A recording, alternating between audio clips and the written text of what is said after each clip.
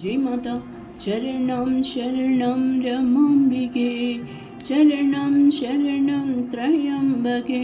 ആത്മീയമായ ഹൃദയമാണ് ഈശ്വരൻ്റെ ഏറ്റവും ഉത്തമമായ ക്ഷേത്രം. സ്വയം പ്രകാശിക്കുന്ന ബോധമായ ആത്മൻ തന്നെയാണ് ദേവാധിദേവനായ മഹാദേവൻ. ആത്മചിന്തനമാണ് ഏറ്റവും ഉത്കൃഷ്ടമായ ആരാധന. തൻ്റെ തന്നെ ആത്മാവിൽ ലയിച്ചിരിക്കുന്നതാണ് പരമാത്മാവുമായുള്ള ഗൂഢമായ സമാഗമം. ഈ പരമമായ ദൈവീക സാക്ഷാത്കാരമാണ് ഗൃഹസ്ഥാശ്രമത്തിൻ്റെ ലക്ഷ്യം. നിങ്ങളുടെ വീടിനെ ഹൃദയമെന്ന ആന്തരിക ക്ഷേത്രത്തിൻ്റെ ബാഹ്യരൂപമായി കണ്ട് അതിനെ വിശുദ്ധമായ ഒരു വാസസ്ഥലമായി ഉയർത്തുക.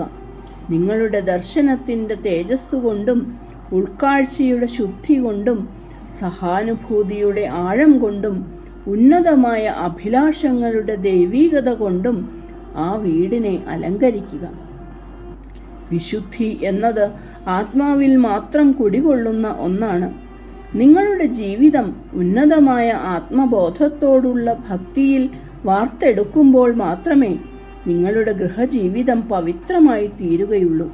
ഉന്നതമായ കാഴ്ചപ്പാടോടും ആത്മീയമായ ഉൾക്കാഴ്ചയോടും കൂടി നോക്കിയാൽ ഓരോ വീടിനെയും വിശുദ്ധിയുടെ സ്വർഗങ്ങളായി കാണാൻ നിങ്ങൾക്ക് സാധിക്കും.